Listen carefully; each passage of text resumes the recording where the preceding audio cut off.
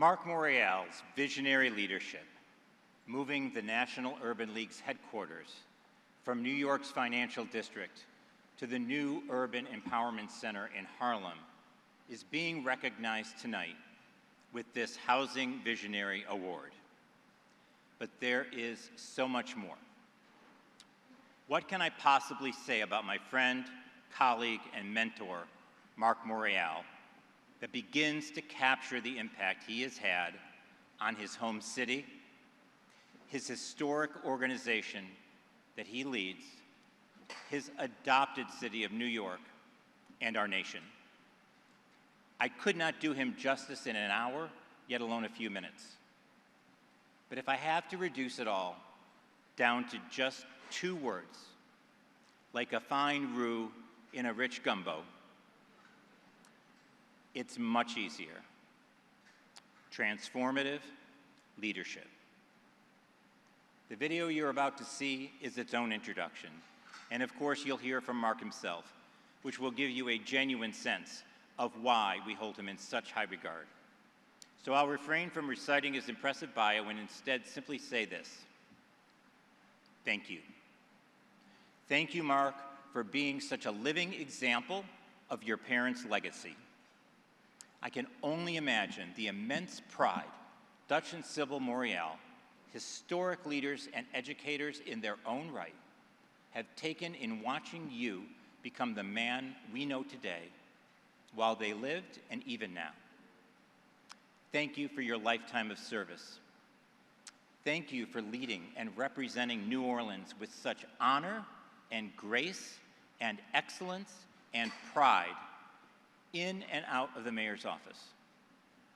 Thank you for being a civil rights leader who is focused on not just our challenges, but on developing and implementing solutions to our nation's most vexing problems. Thank you for your love of our country and your commitment to make it a more perfect union. Thank you for making the simple opportunity of a commercial lease renewal into a transformative investment in one of New York City's and America's most historic neighborhoods. Thank you for living up to the title, The Honorable. And thank you for being a friend who I can rely on for encouragement, support, and guidance. You are a housing visionary, as this award says, but you are so much more. We are grateful for the opportunity to follow your lead and walk, and sometimes run, with you into a brighter future.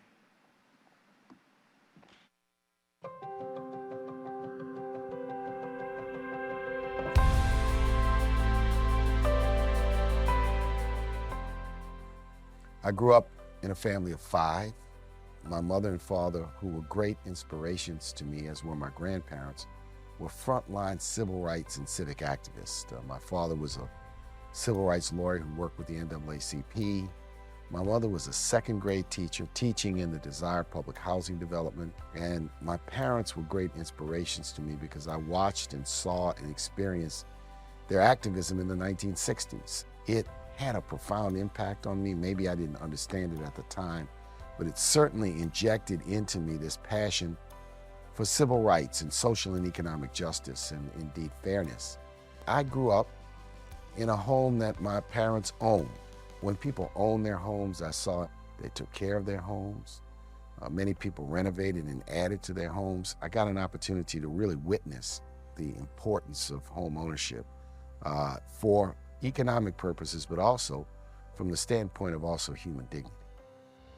What stands out the most, Marc is a bridge builder, and he focuses on solutions, and he brings not only his head, but his heart, and understands the importance of promoting values to solutions. Marc has an incredible leadership style. His kind of blue-collar approach to the work. He has a colleague, peer-to-peer, in addition to being the chief executive of a national institution. He also has the ability, as I say, to kind of get in the weeds, to be a real-time problem solver, devoid of title or position or station. He really leans into the work. and is a peer and colleague in much of what we do. Marc Morial is a guy who's focused on making a difference, not just a point. I think where that comes out the most clearly is how he's thought about the headquarters of the National Urban League. His vision was to move the Urban League uptown into Harlem and to make it more than just about advocating for civil rights, but to actually invest in his community. Shining along 125th Street, you can't pass the glass without a glance at the National Urban League's Empowerment Center. It's one of President Marc Morial's proudest achievements. The phase that we're in now is developing the league to become more of a houser, that is bringing both brick and mortar community development aligned with the service elements within our movement. And that really kind of puts us in rare air. We're not only preparing people for home ownership, we are actually building and preserving the homes that they will inhabit. And that is a real identifier for the league in the 21st century as a service provider, but as a brick and mortar community developer. You know, Marc stands out as a leader for so many reasons. He's been an ally, a partner, a collaborator, an advisor, and especially for me, a very good friend. It really reflects his belief in the importance of movement building to achieve change. You know, my animating spirit is a love of people. Leadership is also recognition that you can only do so much by yourself. You need others, you need teams, but fundamental to it is a love of people. Because if you love people, you want them to accomplish, you want them to achieve, you want there to be a just society, you want it to be a fair society, you want it to be a society that is both equitable and pursuing equality. Marc Morial has driven national conversation around economic inequality and economic growth in communities of color particularly, but communities that are disconnected and dislocated from the mainstream systems of civil society. And I think that's been one of his major legacies, is translating the concerns and urgencies of urban America into the mainstream concerns and activations of our partners in corporate America and in government. It's been an incredible balancing act. Not only is this about housing for everyone, but really, Marc is a champion for that shot at the American dream for everyone. Congratulations, Marc. It is so well deserved.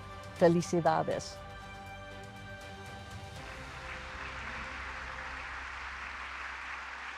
Please join me in welcoming the Honorable Marc Morial.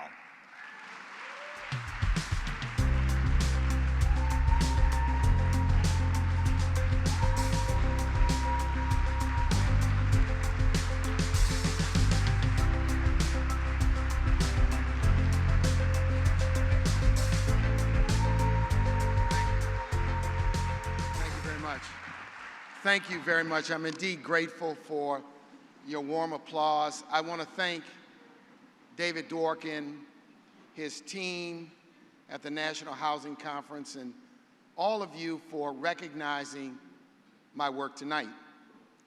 I do want to do something that I think is important when we gather at these places. Let's give the staff here at the Anthem a warm round of applause. These men and women, they're working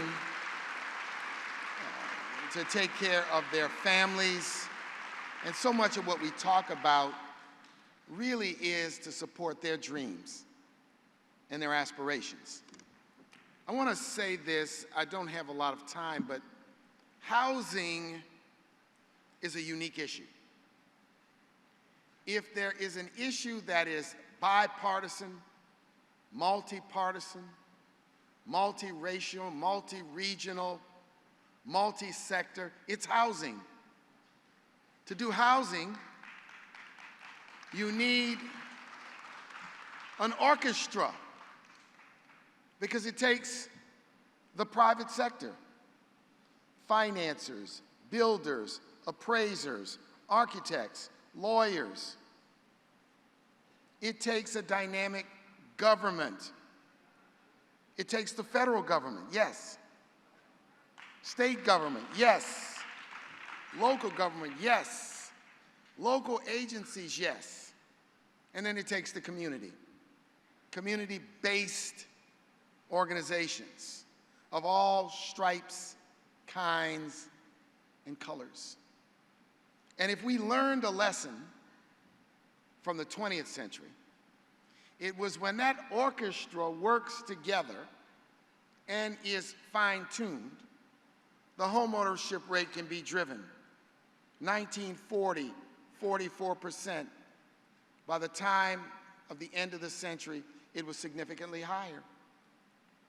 Along the way, there were commitments, the GI Bill, the FHA, the GSEs, and the Civil Rights and Fair Housing Laws, and the Community Reinvestment Act. All of these levers drove success, success, success. Incomplete? Yes. Painful at times? Yes. Left some people behind? Yes. But right now, in the 21st century, at this junction point, we need this great big orchestra to come together. But the orchestra has to play. One section can't play rap music while the other section plays classical music. And the other section says, well, I'll play country. And someone wants to play R&B. The orchestra's got to be on the same page. And what would that aim of the orchestra be? We have a crisis in America. It's a housing affordability crisis. And it stems from many factors, one of which is our failure in the 21st century to have a comprehensive housing production program.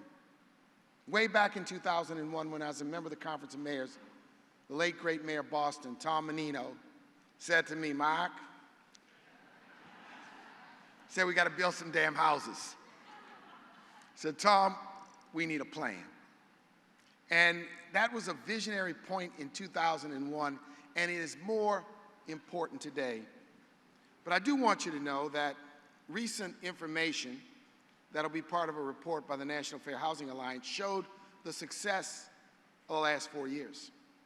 Black home ownership rate rose from 40% to 46%. Latino home ownership rate went from 45 almost to 50. Asian American home ownership rate increased by some 6 to 7%. The overall rate increased by 1%. So the last 4 years, amidst all the fury in this country, something was going right. More people were becoming homeowners, and we were pulling ourselves out of the trough of the Great Recession. So I just leave you tonight with a challenge, and that challenge is, can we bring, David, the orchestra together? Can we get this great big orchestra back together so that everyone can hear, all of the electeds, all across this sometimes all too divided city, that this is an issue where you can really bring people together. This is an issue where you can make a difference for all neighborhoods and all communities if you intend to do it, and if you want to do it. In 2000, the average rent for Americans was $600. By 2024, it was almost $1,600. The rent is too damn high. And we're not gonna fix it by tinkering. We're gonna fix it by building. And building affordable, we're building workforce, building rental, building ownership, and putting all of our creative energies to work to build housing that matches the 21st century. So thank you for honoring me tonight, and let us take this charge and go forward. Thank you.